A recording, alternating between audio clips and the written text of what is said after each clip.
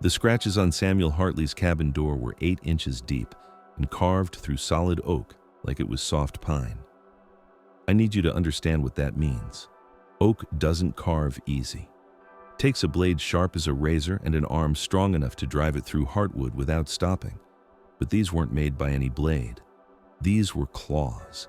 3 parallel gouges, repeated in sets of 4, covering every inch of that door like something had spent hours trying to tear its way inside. The door was still standing when we found the cabin. Samuel wasn't. 12 men went up Cumberland Ridge that October morning in 1898. Coal miners from the Harlan County camps sent to find out why Samuel Hartley hadn't brought his weekly supply run down the mountain. We were working men, understand. We knew what mountains could do to a man living alone. Bears, panthers, rock slides, winter coming early and hard. We didn't expect to find claw marks that went clean through to the other side of the door. My name is Thomas Brennan. I was section foreman at the Cumberland Gap Mining Company for 11 years. Led crews through cave-ins, gas leaks, floods that came up from nowhere and tried to drown us in the dark. I've seen men die in ways that would turn your stomach. I've pulled bodies from places bodies shouldn't be. But I've never seen anything like what we found in Samuel Hartley's cabin. And I've spent 43 years trying to forget. The other 11 men who climbed that ridge with me. 10 of them are dead now. Drink took 4 of them. Pete Morrison put a shotgun in his mouth in 1902. Jacob Mills just disappeared one night in 1905, walked out of his house, and never came back. The others found ways to die that didn't look like suicide, but weren't exactly accidents either. Only Jimmy Crawford is still alive, far as I know. He moved to California in 1900, sent me one letter saying he'd never set foot in Kentucky again as long as he lived. Haven't heard from him since. I'm 86 years old. Doc says my heart's giving out. 2 months, maybe 3 if I'm lucky. I've outlived everyone who was there, everyone who saw what I saw. When I die, the truth dies with me. So here it is. What really happened on Cumberland Ridge, what killed Samuel Hartley, what hunted us for 3 days through those mountains, calling out in a voice that wasn't quite animal and wasn't quite human. What the coal company buried in their reports, what the county sheriff refused to investigate, what the newspapers never printed because they said it was too far-fetched for civilized people to believe.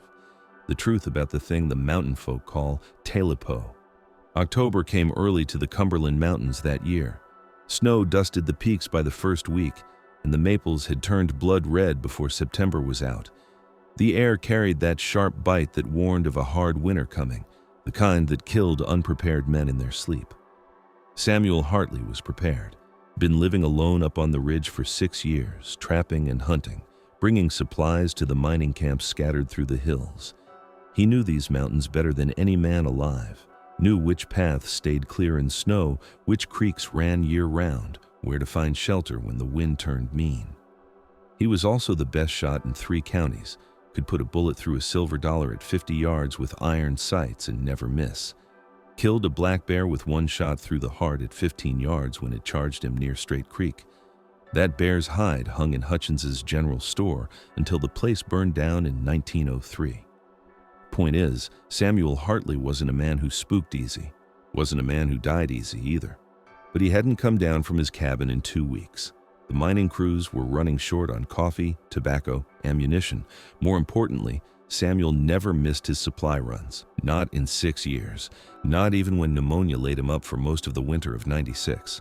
He crawled out of his sickbed to make that run because he'd given his word. When a man like Samuel Hartley breaks his word, something's wrong. Company sent 12 of us up the mountain to find out what. Me leading because I knew the trails. Jimmy Crawford because he could track anything that moved. Pete Morrison because he could shoot near as well as Samuel. 9 others, good men all, men who'd worked beside me in the mines and never flinched when the mountain tried to kill us. We started up the ridge path at first light, following the old Cherokee trail that wound through stands of hickory and oak, past limestone cliffs that wept cold water even in dry weather. It should have been a 4-hour climb to Samuel's cabin. We made good time the first 2 hours, joking and complaining like men do when they're walking uphill with full packs. That's when Jimmy Crawford found the first tracks. "Tom," he called from about 30 yards ahead, crouched down near a muddy patch beside the trail. "You need to see this. I walked over and looked down at what he was pointing to.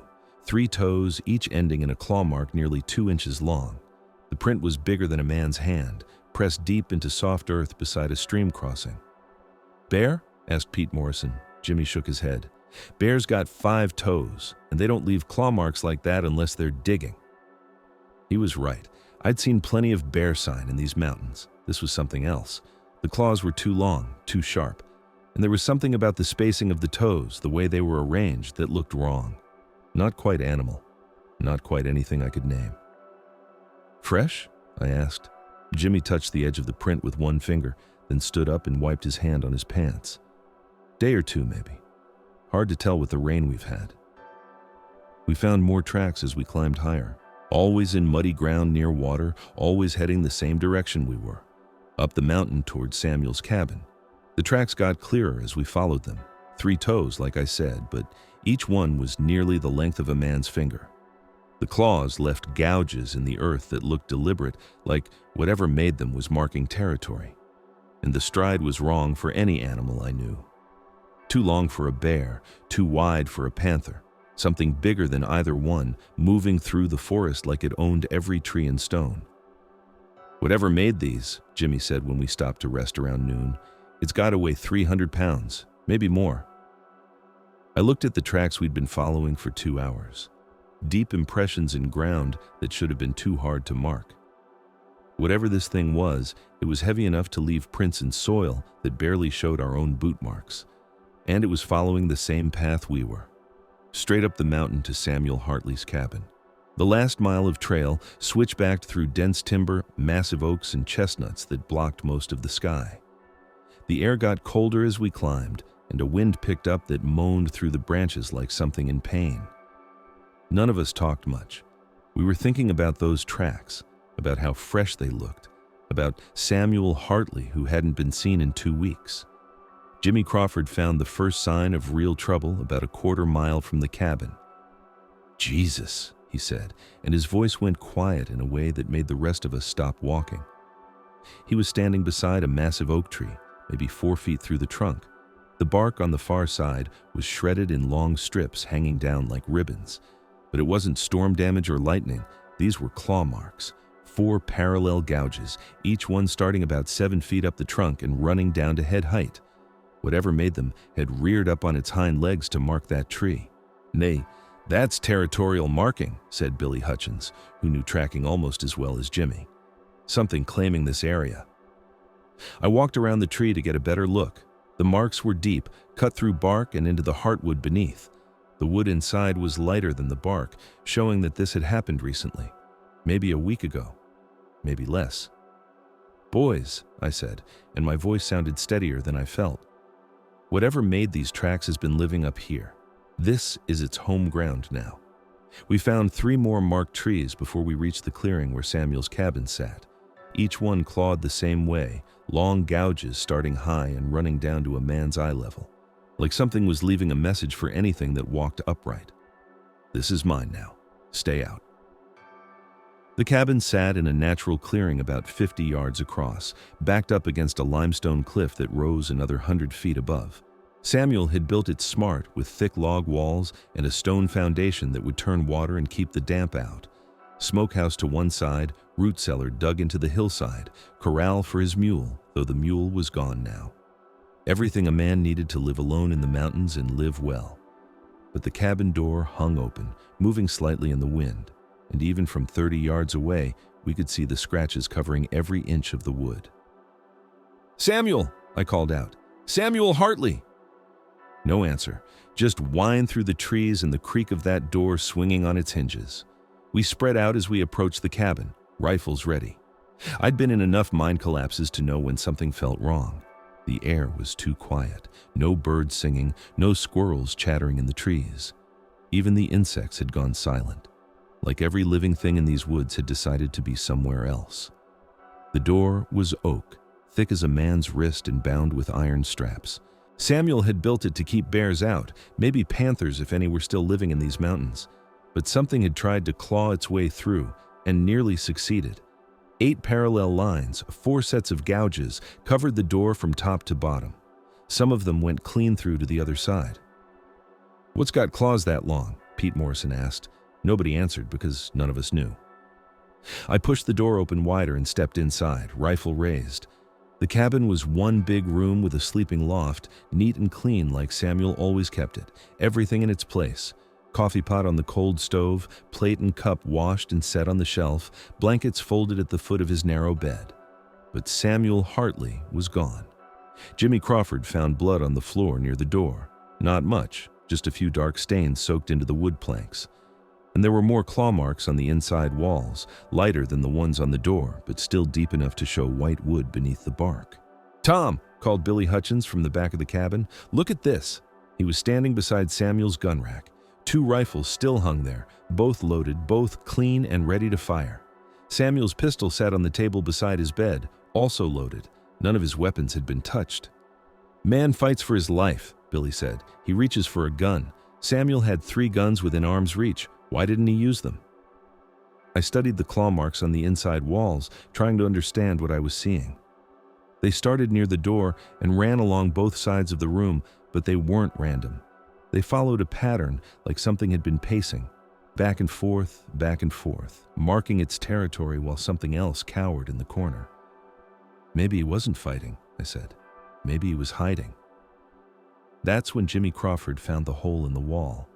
It was behind Samuel's bed, low down near the floor. Rough circle about 2 feet across, like something had punched through the log wall from the outside.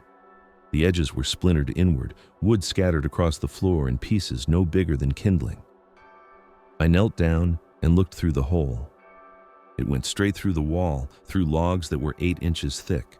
On the other side, I could see torn earth and scattered stones where something had dug its way to the foundation. "Whatever made this," Jimmy said, "it's stronger than any animal I know." I put my hand through the hole, feeling the splintered edges of the logs. The break was clean, like the wood had been punched out all at once by something with tremendous force. But there were claw marks around the edges too, showing that whatever came through had taken time to enlarge the opening. That meant intelligence, planning. This wasn't some mad animal tearing at walls. This was something that could think, something that could problem solve.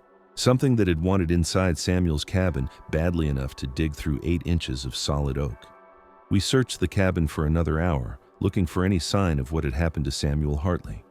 Found his boots beside the bed like he'd been sleeping when whatever it was came through the wall. His hat hanging on its peg by the door, his coat folded over the back of his chair. But no Samuel. And no body. Pete Morrison found the trail outside, leading away from the cabin toward the deep woods. 3-toed prints in the soft earth, but this time there were 2 sets. The first set we'd been following all day, heavy and deep. The second set was lighter, smaller, boot prints. Samuel Hartley had walked out of his cabin alive. But from the look of the tracks, he hadn't been walking alone. "He went with it," Jimmy said, staring down at the paired tracks. "Whatever that thing is, Samuel followed it into the woods." The trail led south from the cabin, down toward the deep hollows where the old Cherokee used to hunt before the government moved them west. Country so rough and broken that even the loggers hadn't bothered with it, full of caves and sinkholes, and places a man could disappear forever. We followed the tracks for about a mile before they reached a creek and vanished in the rocky stream bed. I sent 2 men upstream and 2 downstream to look for where the trail picked up again, but they found nothing. Whatever had taken Samuel Hartley into the woods had covered its tracks from that point on. "Could be he's still alive," Pete Morrison said as we gathered beside the creek. "Could be that thing's holding him somewhere." I wanted to believe that. Samuel Hartley was a good man, a man who'd helped every mining family in these mountains at one time or another. If there was a chance he was still alive, we had to try to find him. But looking at those tracks, seeing how the boot prints stayed steady and even beside the claw marks, I didn't think Samuel was being held against his will. I thought he was following that thing wherever it wanted him to go. And that worried me more than if he'd been dragged off fighting. The sun was getting low by the time we made camp that first night, maybe 2 miles from Samuel's cabin in a clearing beside a spring. Good defensive position with our backs to a rock wall and clear sight lines in all directions. We built a fire and posted guards, though none of us expected to sleep much. That's when we heard it for the first time. The call came just after full dark, echoing up from the hollows below us like something crying in pain, long and wavering, almost musical, but with a quality that made your skin crawl. It started low, rose to a wail that carried for miles, then faded away to nothing. "Panther," said Billy Hutchins, but he didn't sound convinced. I'd heard panthers scream. This wasn't that. Panthers sound wild, savage, like death on four legs. This was different. There was something almost human in it, like a person trying to sing but not quite remembering how. The call came again 20 minutes later, closer this time. Then again, from a different direction. Whatever was making that sound was moving through the forest around our camp, circling us in the dark. "How many you think there are?" asked Pete Morrison. "One," said Jimmy Crawford. "It's the same voice each time, just moving." That was worse than if there had been a pack of them. A pack would attack or move on. One creature, circling and calling, meant it was studying us, learning our positions, planning its approach. The calls continued all night, sometimes close enough that we could hear branches breaking as something large moved through the underbrush. But we never saw anything, never caught a glimpse of eyes reflecting firelight, or heard anything that sounded like a direct approach. Just that voice, calling from the darkness, long and lonely and wrong. Around midnight, Jimmy Crawford grabbed my arm and pointed into the trees beyond our fire. "Listen," he whispered. I held my breath and strained my ears. At first, I heard nothing but wind through leaves and the snap of burning wood. Then, underneath those sounds, I heard something else. Scratching. Like claws being drawn across wood, but rhythmic, deliberate. Scratch, scratch, scratch. Pause, scratch, scratch, scratch. It was coming from the trees about 50 yards out, just beyond the reach of our firelight. Something was marking territory again, claiming the ground around our camp. "It knows we're here," Pete Morrison said. The scratching stopped. For maybe 10 minutes, complete silence except for the fire and our own breathing. Then, from the same spot where we'd heard the scratching, came a different sound. A voice, low and rough, but definitely a voice, speaking words we could almost understand. "Tailypo," it called. "Tailypo. All I want is my tailypo." The hair on my arm stood up. Those weren't animal sounds. That was speech, distorted and strange, but unmistakably human speech. Something in the woods was talking to us. "Tailypo," it called again, and this time the voice was closer, maybe 30 yards from our fire. "Give me back my tailypo." "What's it saying?" whispered Billy Hutchins. "Tailypo," Jimmy Crawford said. "It's asking for its tailypo." None of us knew what that meant, but the way the thing said it, the longing in that rough voice, made it clear that whatever a talypo was, it wanted it back desperately. The voice called 3 more times that night, always from different positions around our camp, always the same words, always closer. By morning, we could see fresh claw marks on trees just at the edge of our clearing. 4 parallel gouges, carved deep into bark, starting high and running down to eye level. It had been watching us all night, close enough to touch the trees around our camp, close enough to reach out and claw any one of us if it had wanted to. But it hadn't attacked. It had just watched and called and waited, asking for its tailypo. We broke camp at first light, but we didn't head back down the mountain. Samuel Hartley was still out there somewhere, and whatever that thing was, it had been asking for something. Tailypo. Maybe if we could figure out what that meant, we could find Samuel. Jimmy Crawford found more tracks leading deeper into the mountains, toward country none of us had ever explored. The 3-toed prints were clearer now in the morning mud, and there were still boot prints beside them. Samuel was still walking, still following that thing of his own free will. That bothered me more than anything. A man dragged off fighting. You know what happened. A man walking willingly into the deep woods with something that carved through oak doors like soft pine. That was different. That meant the thing had gotten inside his head somehow. We followed the trail south, through stands of virgin timber, massive chestnuts and oaks that had never seen an axe. The understory was thick with mountain laurel and rhododendron, creating a green tunnel that blocked most of the sky. It was like walking through a church, quiet and solemn, with light filtering down in dusty shafts. The deeper we went, the more marked trees we found. Always the same pattern. 4 parallel gouges starting high and running down to eye level. Whatever this thing was, it had claimed a territory that stretched for miles through the most remote country in the Cumberland Mountains.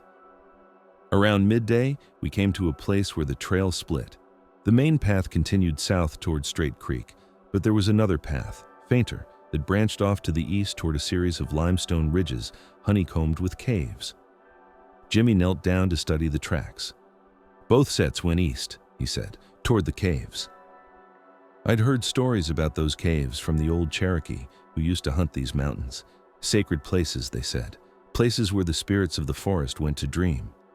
White men had tried to explore them over the years, but most came back with stories that didn't make much sense, voices echoing from deep underground, passages that seemed to change when you weren't looking, chambers full of bones from animals that had been extinct for 1,000 years, the kind of stories that keep sensible men on the main trails. "Could be using them for shelter," Pete Morrison said. "Thing that big would need a dry place to hole up." The cave path was barely visible, just a game trail winding through dense undergrowth toward the limestone cliffs. But the tracks were clear in the soft earth, Samuel's boots in those three-toed prints side by side, heading into country that felt older and stranger with every step. We'd been following the cave trail for maybe an hour when Billy Hutchins called out from behind us. "Tom," he said, and his voice was tight. "We got company." I turned around and looked back the way we'd come. There, maybe 100 yards behind us on the trail, something was moving through the trees. I caught glimpses of it through the undergrowth, dark and massive, keeping pace with us but staying hidden. "How long's it been following us?" I asked. "Don't know," Billy said. "Just spotted it." Jimmy Crawford had his rifle up and ready. Could be the same thing that took Samuel. Or it could be Samuel himself, I thought, but I didn't say it out loud. The size was about right for a man, but the way it moved through the forest was wrong. Too fluid, too quiet for something walking on two legs. We kept moving toward the caves, but now we all had our rifles ready. Whatever was behind us matched our pace exactly, never getting closer, never falling back, like it was herding us toward something. The limestone cliffs rose up ahead of us, maybe 200 feet of gray rock carved by centuries of water and weather into fantastic shapes. And at the base of the cliffs, half hidden by hanging vines, was the mouth of a cave. The tracks led straight to it, Samuel's boots and the three-toed prints disappearing into darkness. "Jesus," Pete Morrison said. "You think he went in there?" The cave mouth was maybe 8 feet high and twice as wide, with smooth walls that showed this had been carved by underground water over thousands of years. But there was something about the opening that made my skin crawl. The darkness inside was too complete, too deep, like it swallowed light instead of just blocking it.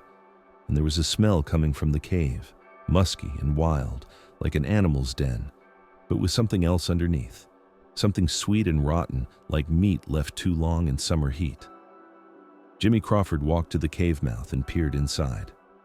"Can't see anything," he said. "Goes back farther than the light reaches." That's when we heard the voice again, but this time it came from inside the cave, echoing up from somewhere deep underground. "Tailypo," it called. "All I want is my Tailypo." And underneath that rough, inhuman voice, we heard something else. A man's voice, speaking low words we couldn't make out. Samuel Hartley was down there, somewhere in the darkness, still alive. "We have to go in," I said. Pete Morrison shook his head. "That's what it wants, herding us into a place where it has the advantage." He was probably right. But Samuel Hartley had helped every man on this mountain at one time or another. When my oldest boy got sick with pneumonia 3 winters back, Samuel hiked 15 miles through snow to bring medicine from the company doctor. When the Henderson mine flooded and trapped 6 men, Samuel was the first one down with ropes and lanterns. We couldn't leave him in that cave. I lit one of the lanterns we'd brought and stepped into the cave mouth. The others followed, reluctant but loyal. The passage sloped downward into the limestone, wide enough for 2 men to walk side by side. Our footsteps echoed strangely in the confined space, and the lantern light threw dancing shadows on the smooth walls. We'd gone maybe 50 yards when we found the first bones. They were scattered across the cave floor like someone had dumped a basket of them and walked away.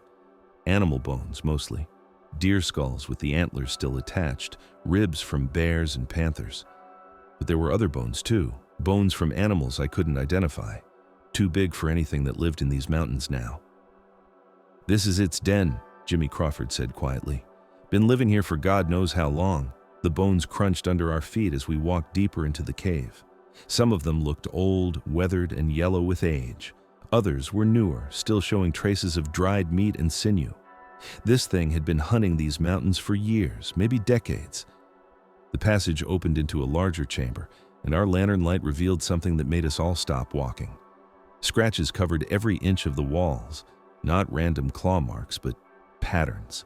Deliberate designs carved into the limestone with incredible precision. Spirals and lines that almost looked like writing, like some kind of primitive alphabet. But mixed in with the patterns were pictures, crude but recognizable drawings of animals, trees, mountains, and men. Dozens of drawings of men carved into the stone with loving detail. "It's been watching us," Billy Hutchins whispered, "watching and learning." The drawings showed men hunting, men building cabins, men working in mines. But they also showed men walking into caves, men following something with 3 toes and long claws, men who went into the darkness and never came back out. At the far end of the chamber, the passage continued deeper into the limestone, and from somewhere down that dark tunnel, we could hear voices. The rough, inhuman voice we'd been hearing for 2 days. And Samuel Hartley speaking in response. They were having a conversation. I held up my hand for silence and crept toward the tunnel mouth, straining to hear what they were saying. Samuel's voice was calm, almost peaceful, like a man talking to an old friend. "I understand now," he was saying. "All those years trapping in these mountains, taking what I needed. I never gave anything back." The other voice rumbled in response, words I couldn't quite make out, but with a tone that sounded almost gentle, almost patient. "The Tailypo," Samuel said. "I cut it off when you were just a kid, didn't I? Used it for bait, caught 3 raccoons and a fox with that tail, never even thought about what it meant to you." My blood went cold. Samuel was talking about something that had happened years ago, something he'd done to this creature when it was young. "I'm sorry," Samuel said, and his voice was thick with emotion. "I'm so sorry I took it from you. I know what it's like now, living without part of yourself. I've been empty inside for 6 years, ever since Mary died, empty and hurting and not knowing why." The creature's voice rumbled again, softer now, almost comforting. "Yes," Samuel said. "Yes, I'll come with you. I'll help you find it, help you get your Tailypo back." I motioned for the others to stay back and crept closer to the tunnel entrance. The passage curved ahead, and I could see the flicker of another light source around the bend.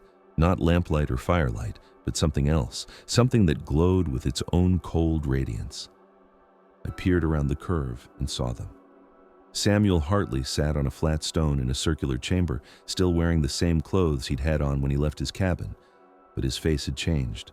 The deep lines of grief and loneliness that had marked him since his wife's death were gone, replaced by an expression of profound peace.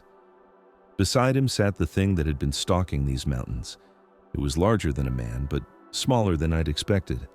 Maybe 7 feet tall, covered in dark fur that seemed to absorb the strange light that filled the chamber. Its face was almost human, but the proportions were wrong. Too wide through the jaw, too deep through the forehead, and its eyes were ancient, older than anything human. But it was the tail that made everything clear, or rather, the lack of one. Where a tail should have been, there was just a ragged scar, old and healed, but still painful to look at. Someone had cut off this creature's tail years ago, and it had been searching ever since for what it had lost. Its Tailypo. Samuel saw me watching from the tunnel entrance. He smiled and raised his hand in greeting, like we'd met by chance on a mountain trail. "Tom," he said, "come in. There's nothing to fear." I stepped into the chamber, rifle lowered but ready. The others followed behind me, their eyes wide as they took in the scene. The creature looked at us with those ancient eyes, and I felt a wave of sadness so profound it nearly brought me to my knees. This wasn't a monster. It was something hurt and lonely, searching for a part of itself that had been stolen. "This is Tailypo," Samuel said, and his voice was gentle. "He's been looking for his tail for 30 years. I cut it off when he was young, used it for trap bait, never thought about what I was taking from him." The creature made a sound, low and musical, that might have been its version of speech. Samuel nodded as if he understood perfectly. He says you can go, Samuel told us. You're not the ones who took from him. You're not the ones who owe a debt. Samuel, I said, you don't have to stay here. We can work this out somehow. Samuel shook his head. I've been empty for 6 years, Tom. Ever since Mary passed, walking around like a dead man, going through the motions of living but never really alive. Tailypo understands that emptiness. We're both missing something we can't get back. The creature reached out with one clawed hand and touched Samuel's shoulder. The gesture was surprisingly gentle, almost tender. Samuel closed his eyes and smiled, and for the first time since his wife's funeral, he looked truly at peace. He's offered me something, Samuel said. A place where the loneliness stops, where the empty spaces get filled with something better. What about your life up here? Pete Morrison asked. Your cabin, your work? What life? Samuel laughed, but there was no bitterness in it. Hiding from people, avoiding the camps because seeing families together hurts too much? That's not living, Pete. That's just surviving. Tailypo made another sound, and Samuel nodded again. He says there are others like us, Samuel said. People who've lost pieces of themselves and can't figure out how to be whole again. They live deeper in these mountains, in places where time moves differently, where the old ways still have power. The creature stood up, towering over all of us, even though it wasn't trying to intimidate. It moved with fluid grace to a pile of objects stacked against the chamber wall. Animal bones, pieces of shed antlers, shiny stones from deep underground. And there, coiled on top of the pile like a sleeping snake, was a long, furred tail. Tailypo had found what he was looking for, not his original tail that was long gone, but something to replace it, something to make him whole again. He picked up the tail and showed it to us, and the joy on his face was unmistakable. After 30 years of searching, 30 years of loneliness and incompleteness, he'd found a way to heal himself. Samuel stood up and walked over to us. Tell them I went peaceful, he said. Tell them I found what I was looking for. He shook each of our hands, firm grips that felt like goodbye.